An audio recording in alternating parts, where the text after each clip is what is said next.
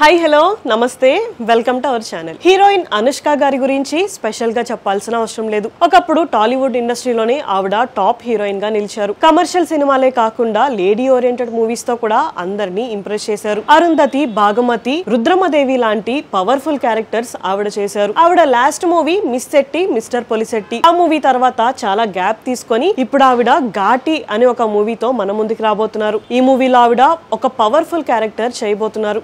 ఈ మూవీ క్రిష్ గారు డైరెక్షన్ అయితే చేస్తున్నారు. వీళ్ళిద్దరు కాంబినేషన్ లో వేదం మూవీ వచ్చిన విషయం మనందరికీ తెలిసిందే. కానీ ఈ రెండు మూవీస్ కూడా చాలా డిఫరెంట్ కాన్సెప్ట్స్ అనే చెప్పుకోవచ్చు. ఘాటి మూవీని ఏప్రిల్ 18న రిలీజ్ చేయాలి అనుకున్నారు.